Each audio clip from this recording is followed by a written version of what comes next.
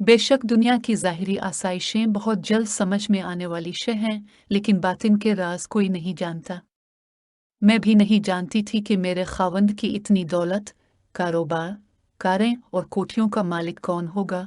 तभी मेरी शिद्दत से ख्वाहिश थी कि उन सब चीज़ों का असल वारिस मेरी ही को कैसे जन्म ले। शादी के 5 साल तक औलाद न हुई तो हमने कुछ महसूस न किया। ये वक्त हंसते मुस्कुराते गुजर गया। आस बंधी रही कि जल्द बियबद यर अल्लाह ताला का करम होगा और मैं माँ बनूंगी। मैं दुआ में हमेशा औलाद नरीना की तमन्ना किया करती थी। मेरे खावंद को भी औलाद की ख्वाहिश थी, लेकिन वो इस ख्वाहिश के पीछे इस कदर दीवाने नहीं थे, बल्कि मुझे भी समझाते रहते थे कि अफसुर्दा ना रहा करो, खुद पर हमा वक्त इस महरूमी को तारी ना रखा करो। हमें अगर अभी तक औलाद नहीं हुई है तो इसमें मालिक हकीकी की कुछ मसलहत होगी। मेरे शौहर दिल के सखी थे। ससुराल वाले उन्हें उकसाते थे कि लाखों के मालिक हो, दूसरी शादी कर लो, लेकिन वो यही जवाब देते कि खुदा ने चाहा तो औलाद भी इसी शरीक हयात से होगी। मैं बल्कीस पर सौकन ना लाऊंगा। उन्होंने मेरे इलाज में किसी किस्म की कसर ना छोड़ी। बड़े बड़े शहरों में ले गए, काबिल से काबिल डॉक्टरों को दिखाया, नतीजा कुछ नहीं निकला। डॉक्टरों ने इनको बता दिया कि बांझपन का कोई इलाज नहीं। एक लेडी डॉक्टर ने यह मशवरा दिया कि बेहतर है किसी लावारिस बच्चे को गोद ले ले ताकि आपकी ममता के जज्बे की तस्कीन हो और आप नॉर्मल रहें। इन दिनों जब मैं किसी औरत की गोद में नन्ना मिना बच्चा देखती तो दिल की अजीब हालत हो जाती थी। जी चाहता था इस औरत से बच्चा छीनूं और उसको अपनी बाहों में छिपा लूं। अपने बेडरूम में मैंने नई मुन्ने गोल मटोल फूल जैसे बच्चों की कई तस्वीरें लगा रखी थी और रोज ही हसरत से उन तस्वीरों को देखती थी। जब तक आस बंधी थी, वक्त किसी और तर्ज से कट रहा था, लेकिन जब डॉक्टरों ने ना उम्मीद कर दिया तो दिल की बेचैनी बढ़ गई। साहिर ने बहुत दिलजुई की। दिन रात समझाते थे कि गम न करो, हम अपनी दौलत और जायदाद फलाही कामों के लिए वक्फ कर जाएंगे, लेकिन मेरे जी को उनकी कोई बात नहीं लगती थी। मैं अपने घर और आंगन में एक हंसता खेलता बच्चा देखना चाहती थी, इसकी चहकारें और कुलकारियां सुनना चाहती थी। इस गम में बिलाखिर मैं शदीद बीमार पड़ गई। मुझ पर अफसुर्दगी के दौरे पड़ने लगे और साहिर को मुझे माहिर नफ्सियात के पास ले जाना पड़ा। उन्हीं दिनों मेरी मुलाकात रूबी से हो गई। वो मेरी क्लास फेलूर ही थी। मैट्रिक तक हमने साथ पढ़ा था, फिर कुछ पता नहीं चला कि वो किधर गई। आज अचानिकास को क्लिनिक पर देखा तो पहली नज़र में पहचान ना सकी। इसने नर्स का लिबास पहन रखा था और कदरे मोटी हो गई थी। इसने मुझे देखते ही पहचान लिया और बड़ी गर्मजोशी से मिली। जब मेरा हाल अहवाल सुना तो कहने लगी, मेरी एक वाकिफ आया बड़े अस्पताल में काम करती है। मैं इसके ज़िम्मे ये काम लगाती हूँ कि कोई लावारिस बच्चा अस्पताल में जन्म ले तो हमें इत्तला कर दे। दरअसल ऐसे बच्चों को गोद लेने के ख्वाहिशमंद लोग पहले से ही अपना नाम पता लिखो जाते हैं। ऐसे बच्चे कभी कभार अस्पताल के पालने में कोई छोड़ जाता है, लेकिन गोद लेने वालों का तांता बंध जाता है। मेरे दिल में उम्मीद का चिराग रोशन हो गया। मैंने इसरार करके इससे आया का पता मालूम किया और उसी रात आया के घर चली गई। वो एक उधेड़ उम्र और खासी चलता परजे औरत थी। मैंने इसको आने का मकसद बताया कि मैं काफ़ी दौलतमंद हूँ। उग्रतम ने मुझे अस्पताल से गोहर मकसूद दिला दी तो हैं, तुम्हारा मुन्ह अशरफियों से भर दूंगी। आया बेहद लालची औरत निकली। मैं तो समझ रही थी कि मुझे कुछ दिन इंतज़ार करना पड़ेगा, लेकिन वो तो हुक्म हासिल करने की खातिर अगले ही दिन मेरे घर के दरवाजे पर आ मौजूद थी। इसको डर था कि मुझे किसी दूसरी जगह से बच्चा मिल गया तो यकीनन इसका इनाम मारा जाएगा। इसने मुझसे पूछा, बेगम साहिबा, अगर मैं आपको उसी हफ्ते बच्चा ला दूं तो आप मुझे कितना इनाम देंगी? मैंने कहा, जिस कदर तुम मांगोगी। वो हैरत ज़दा होकर मेरा मुंह तकने लगी, फिर चली गई। जब मैंने साहिर को बताया तो उन्होंने कहा, बेहतर तो यह है कि तुम मेरे अपने अजीज़ों में से किसी का बच्चा गोद ले लो, लेकिन मैंने एतराज़ किया। यूं वो बच्चा हमारा कभी नहीं कहलाएगा। मेरी बहन का बच्चा हो या तुम्हारी बहन या भाई का, वो जायदाद के लालच में बच्चे को हमारे हवाले कर देंगे, लेकिन फिर कभी ना कभी इसके कानों में ज़रूर ये बात डाल दी जाएगी कि हम इसके हकीकी वालिदैन नहीं हैं। यूं हमारी उम्र भर की मेहनत रायगा चली जाएगी। साहिर कहने लगे। तो फिर अस्पताल जाकर डॉक्टरों की मौजूदगी में बच्चा दस्तखत करने के बाद लेंगे। वैसे ही आया की बातों में ना आ जाना। ऐसा ना हो कि हम किसी मुश्किल में गिरफ्तार हो जाएं। शायद उनकी चिट्ठी हिस्स उनकी रहनुमाई कर रही थी, लेकिन मैं किसी नन्हे मुन्ने को अपनी बाहों में भरने को बेकरार थी, खा वो किसी का भी लख्त जिगर हो। मुझको अपनी ममता की प्यास बुझानी थी, जो आया के उम्मीद दिलाने से और भी भड़क उठी थी। दूर विज मुश्किल से गुजरे थे कि आया आ गए। उसने एक नन्हा मिना बच्चा उठा रखा था। कहने लगी, बात सच कहूंगी बीबी, ये बच्चा लावारिस नहीं, बल्कि एक बहुत गरीब औरत की औलाद है, जिसके पहले भी 6 बच्चे हैं। इसको मजीद बच्चों की ख्वाहिश नहीं, वो इसकी परवरिश भी अच्छे तरीके से नहीं कर सकते। मैंने सोचा, अगर ये आप जैसे दौलतमंद घराने में परवरिश पाएगा तो यकीनन उसके नसीब जाग उठेंगे। बच्चा बहुत प्यारा था। मैंने इश्तियाक से बच्चे को गोद में भर लिया। इसके वजूद की गर्मी ने मेरे दिल को पिघलाना शुरू कर दिया। बरसों से जिस लम्हे को मैं तरस रही थी, बिलाखिर वो लम्हा आ ही गया था। मैंने आया से मजीद सवालात न कहिए, बस इसी कदर पूछा कि कितना इनाम चाहिए तुम्हें। वो बोली, 30,000। मेरे लिए 30,000 की कोई हैसियत न थी, लेकिन इसके लिए 30,000 लाख के बराबर थे। उस वक्त 1 रुपए की कीमत 1,000 के बराबर थी। रुपया इस कदर बेकीमत नहीं हुआ था। मैंने रकम इसको पकड़ा दी, वो दोबारा आने का कहकर चली गई। मुझे इस बात से गरज न थी कि ये किसका बच्चा है और उसके माँ बाप कौन हैं। आया इसको कैसे माँ के पहलू से चरा कर लाई है और माँ पर बच्चे की गुमशुदगी से क्या बैठ रही है। मुझे तो बस एक खूबसूरत और सेहतमंद बच्चा मिल गया था, जो सिर्फ 1 दिन का था। दोपहर को पैदा हुआ और इसी रात आपा ने मेरी झोली में भर दिया था। मैं बहुत खुश थी, जैसे सारे जहां की दौलत मुझे मिल गई हो।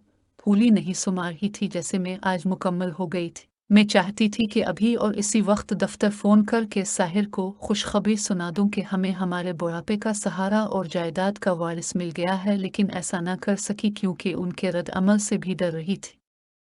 वही हुआ जिसका डर था। शाम को जब वो घर आए और मैंने उनको ये खुशखबरी सुनाई, तो उन्होंने बच्चे को गोद में लेने की बजाय मुझ पर सवालात की बौछार कर दी। मैं घबरा कर रोने लगी।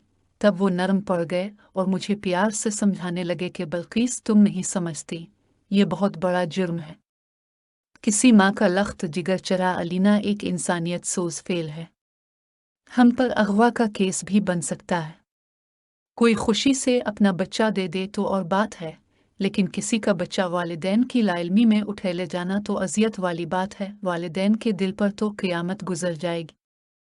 गरज जिस कदर साहिर समझा सकते थे उन्होंने समझ लिया, मगर हैन बच्चे को लौटाने पर राजी ना हुई, बल्कि और ज्यादा रोना धोना शुरू कर दिया। मुझको इस कदर जज्बाती देखकर वो खामोश हो गए, क्योंकि मैं पहले ही काफ़ी बीमार रही थी।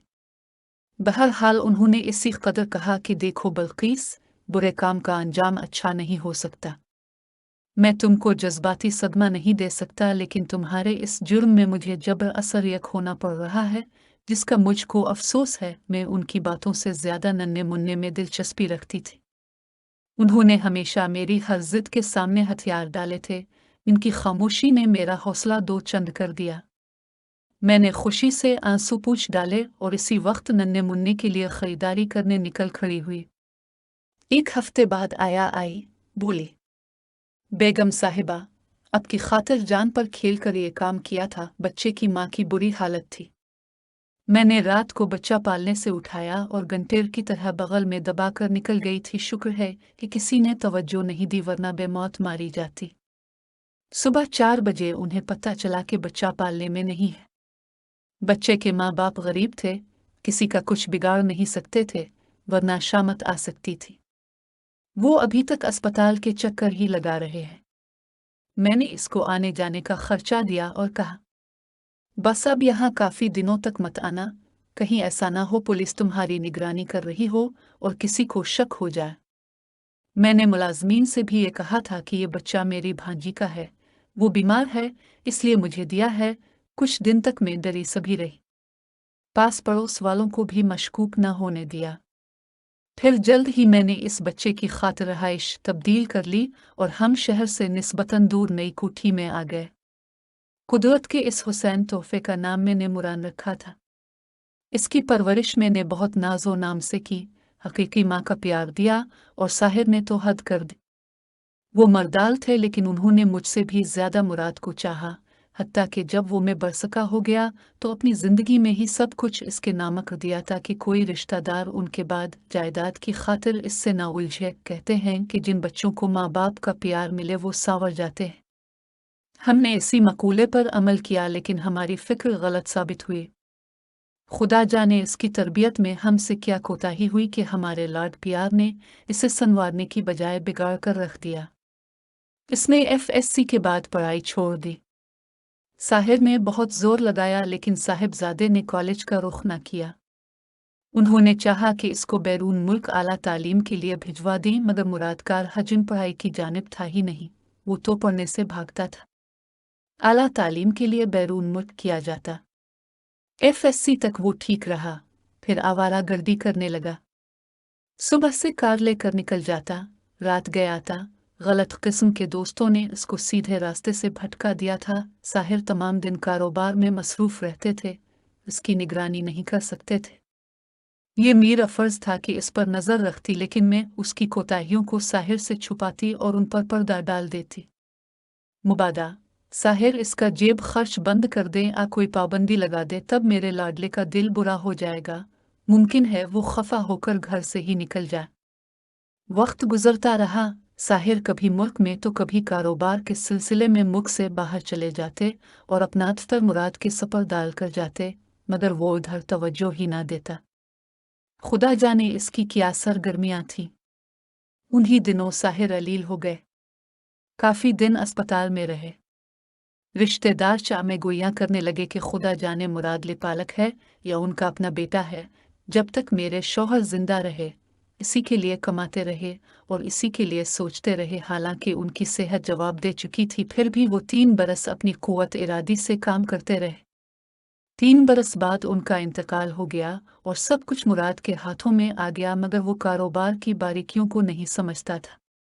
इसको काम का तजुर्बा था और न ही इसमें दूरंदेशियावर फिरासत थी। जल्दी ही सरमाया पानी की तरह निशेब की तरफ जाने लगा। रफ्ता रफ्ता कारोबार उसकी गलत मंसूबा बंदियावर लापरवाही की नजर हो गया। बिलाखिर 2 साल बाद हम एक बहुत बड़ी चलती हुई फर्म से महरूम हो गए। इसके बाद तो वो अय्याशियों में ही पड़ गया। इसने खूब गिलछुरे उड़ाए। मैं समझाती तो मुझसे झगड़ पड़ता था। हमारे कुछ करीबी रिश्तेदारों ने इस कान भरे कि वो हमारा हकीकी बेटा नहीं बल्कि लिपालक है। शायद वो इस बात का इंतकाम लेने पर तला था। इसने दिन रात बाजार हसन के चक्कर लगाने शुरू कर दिए और बिलाखिर वहीं का हो रहा। हमा वक्त नशे में धत रहने लगा। मुझको पुराने मुलाजिम आकर बताते, मैं रोती धोती दुआएं करती कि खुदा इसको अक्ल दे और वो रास्त रास्त पर आ जाए, मगर उसको अक्ल नहीं आनी थी और ना आई। मेरे शौहर की बरसों की मेहनत से कमाई हुई दौलत उसने 4 दिन में उड़ाकर खुद को और मुझे कंगाल कर दिया। दौलत की अपनी शान होती है। ये हो तो तमानियत रहती है कि इंसान को किसी के आगे हाथ नहीं फैलाना पड़ता, किसी की मोहताजी नहीं रहती, लेकिन दौलत जाने का गम से ज्यादा मुझको तकलीफ मुराद की बेहिस्सी, बेरारवी और आखिर में नशे की आदत थी, जिसने मीर रूहान और कल्बी सुकून भी लूट लिया। हम कोई कौड़ी को मोहताज हो गए और मैं रिश्तेदारों के सामने हाथ फैलाने पर मजबूर हो गई। मुराद की तकलीफ मुझसे देखी नहीं जाती थी। जब वो नशे की खातिर माही बेआब की तरह तड़पता था। नशा ऐसी बिला है जो जवानी की रनाइयों को निगल जाता है। मुराद भी बहुत जल्द अपने अंजाम को पहुंच गया और एक रोज नशा ना मिलने की वजह से एक वीरान और गंदी गली में दम तोड़ गया। इसके मरने का सदमा मैंने कैसे सहा, मैं ही जानती हूँ। मैंने इसको एक दिन का पाला था। इस पर किसी माँ का लख्त जिगर छीना था कि हमारी दौलत जायदाद का वारिस होगा, लेकिन शायद हमारे नसीब में औलाद की खुशी ना थी बल्कि औलाद के रूप में तबाही लिखी थी, जो आकर रही। औलादमा है बाप के बुढ़ापे का सहारा होती है। आज जबकि बड़ा पादो धारी तलवार की तरह मुझ पर झक आया है, मैं बेसहारा और बेआसरा हूँ। न खावंद रहा, न जायदाद और न ही बेटा। जिसकी खातिर मैंने इतने दुख सहे, वो खुशी भी मुझसे छीन गई। आज मैं इस नतीजे पर पहुंची हूं कि ज़रूरी नहीं औलाद बुढ़ापे में काम आए और जायदाद की वारिस हो। कभी कभी औलाद बुढ़ापे में ऐसे साथ छोड़ जाती है जैसे बुरे वक्त में अपना साया भी इंसान से जुदा हो जाता है। आज दौलत याद नहीं आती, लेकिन सिख भरे दिन ज़रूर याद आते हैं कि बुढ़ापे में दाल रोटी की मोहताजी एक अजाब है, लेकिन इससे ज़्यादा दुख इस बात का है कि मुराद भी मेरे पास नहीं है। कुदरत इंसान को इसके अमाल की सज़ा देती है। अगर मैंने मुराद को जायज़ तरीके से हासिल किया होता तो मुझे यकीन है कि आज वो मेरी रूह का चीन और ज़िंदगी का सिख बनता, लेकिन मैंने किसी का लख्त जिगर जुदा करके अपनी गोद भरी थी, इसलिए ये खुशी मुझको रास नहीं आई।